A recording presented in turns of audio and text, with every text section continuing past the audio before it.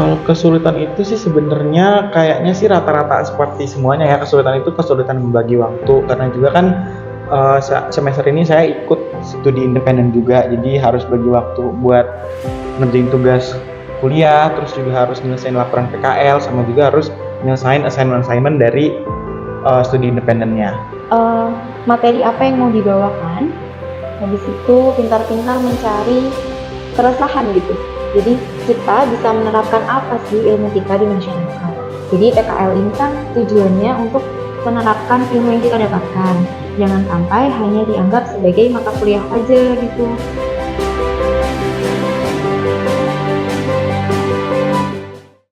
Memasuki semester baru, kini mahasiswa semester 5 disibukkan dengan pengerjaan praktik kerja lapangan atau PKL.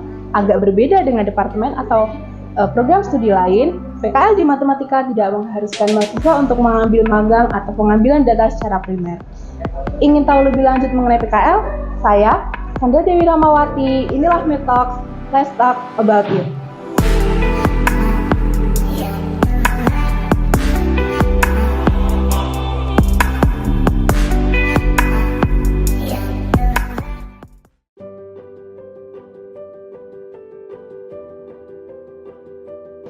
Hai Mbak, lagi ngapain nih Mbak? Lagi santai-santai aja nih sambil nungguin kelas selanjutnya. Kalau boleh tahu nih, aku lagi sama Mbak siapa sih? Oke, kenalin dulu, aku Yolanda. Aku Chandra.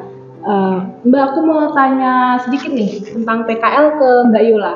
Boleh nggak? Boleh dengan senang hati. Mbak Yola, judul PKL kemarin tuh apa sih dan kenapa milih judul itu? Oke, jadi judul PKL aku itu adalah aplikasi interpolasi Lagrange dalam mengestimasi jumlah penggunaan air warga perumahan Geraha Janggi Indah Semarang. Nah, untuk alasannya, PKL itu kan sering banget ya mengangkat topik tentang clustering, terus habis itu tentang optimasi. Nah, aku pengen cari topik yang beda nih. Sampai akhirnya aku ketemu keresahan dari warga perumahan aku sendiri, yaitu penggunaan air yang fluktuatif per bulan. Akhirnya aku dapat ide untuk menggunakan materi interpolasi dalam mengestimasi jumlah penggunaan air itu. Saya Rifki. Oke, dengan Mas Rifki. Jadi Mas, di sini saya mau tanya, Mas Rifki kemarin ambil judul PKL apa nih? Dan kenapa ambil judul itu? Oke, jadi kemarin itu saya ngambil judulnya itu penerapan metode single exponential smoothing dalam prediksi jumlah penumpang moda transportasi umum Transjakarta.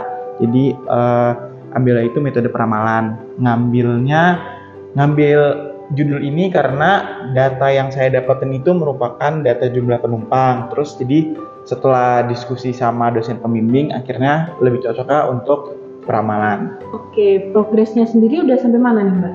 Oke, kalau dari aku, alhamdulillah udah selesai. Cuma tinggal diseminarkan aja insya Allah. Kebetulan punya saya sudah selesai. Kemarin sudah seminar. Oke, selama pengerjaan PKL itu Mas ngerasa kesulitan apa sih?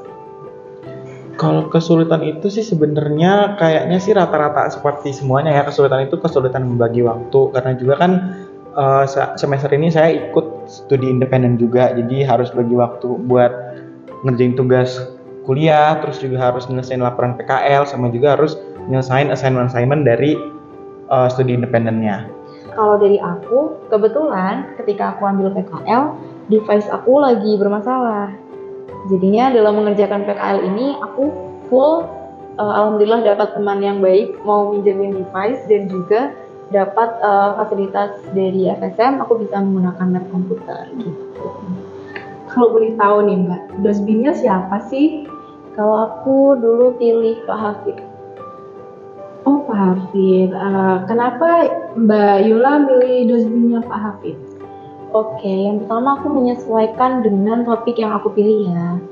Yang pertama itu, dan yang kedua, waktu itu aku dengar-dengar beberapa dosen itu sudah penuh. Nah, kecuali Pak Hafid nih, belum aku dengar kabarnya gimana. Makanya setelah itu aku langsung bikin surat rekomendasi, mencari topik dan ngelobi Pak Hafid. Kebetulan dapat dosbingnya itu Ibu Habibah. Oke, dan kenapa milih dosbingnya itu Ibu Habibah? Oke, kebetulan itu kemarin saya itu nggak milih dosbingnya, jadi kayak tadinya itu nggak kepikiran buat ngambil PKL semester ini, cuma akhirnya di menit-menit terakhir akhirnya ngambil PKL dan jadinya nggak sempet ngelobi dosbing, jadinya nunggu dibagiin dan alhamdulillah dapetnya Bu Habibah. Oke, kalau boleh tahu nih, Mas seminar kapan ya? Oh kemarin seminar itu baru banget Jumat minggu lalu tanggal 24 November.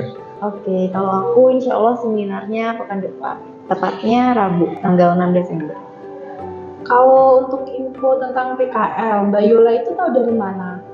Oke, awalnya itu pastinya dari Pak Heri, karena beliau itu kan koordinator PKL ya. Jadinya beliau menyampaikan informasi tentang PKL di kelas.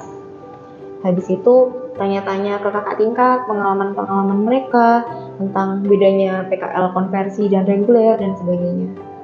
Kalau buat info-info dari PKL itu sih kebanyakan kemarin itu nanya-nanya dari cutting sih ya, cari-cari informasi, nanya-nanya kayak apa aja yang harus dipersiapkan, terus kayak kalau mau konversi itu kayak gimana, terus juga rekomennya dosen pembimbingnya sama siapa, kayak gitu sih. Oke, selama mencari informasi itu, Mas kesulitan nggak sih tentang pencarian informasi tentang PKL?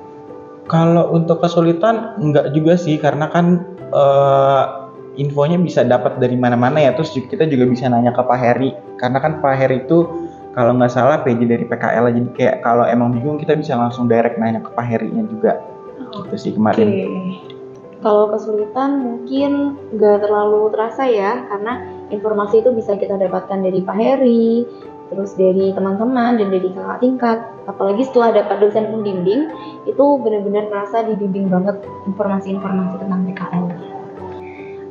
Mungkin ini pertanyaan terakhir ya Mas. Ada tips nggak sih Mas sebelum kita ambil PKL? Oke, kalau tips dari saya sebelum ngambil PKL itu adalah teman-teman tentuin dulu mau konversi atau enggak. Jangan sampai kejadian kayak saya. Jadi cerita dikit ya. Jadi kemarin itu kan saya ikut studi independen dan tadinya itu mau konversi ke PKL ini, tapi dikarenakan kemarin ada mislead informasi juga, akhirnya saya ikut studi independen di mitra yang berbeda dengan dari data yang saya ambil buat PKL ini. Nah, tadinya kira-kira bisa konversi, tapi ternyata kalau mau konversi nanti teman-teman harus ngambil datanya dari mitra teman-teman ikut studi independennya gitu. Jangan kayak saya jadi kayak ikut studi independen di mana ngambil data PKL dari mana, itu nggak boleh buat konversi gitu. Oke, aku kasih tips sedikit. Mungkin teman-teman itu harus siapin dulu materi apa yang mau dibawakan. Habis itu pintar-pintar mencari keresahan gitu. Jadi kita bisa menerapkan apa sih ilmu kita di masyarakat. Jadi PKL ini kan tujuannya untuk menerapkan ilmu yang kita dapatkan. Jangan sampai hanya dianggap sebagai mata kuliah aja gitu. Tapi kalau bisa membantu orang sekitar, kita lakukan. Oke, mungkin itu aja ya Mbak yang akan saya tanyakan ke Mbak Yola. Makasih ya Mbak, udah mau ditanya-tanyain.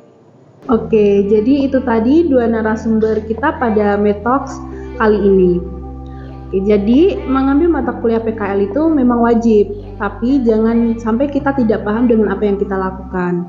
Persiapkan diri sebelum mengambil PKL, cari informasi sebanyak-banyaknya, cari dosen pembimbing yang sesuai dengan judul dan disiplin ilmu yang kita minati, dan jangan hanya ikut-ikutan aja. Saya, Chandra Dewi Ramawati, sampai ketemu di Metox selanjutnya.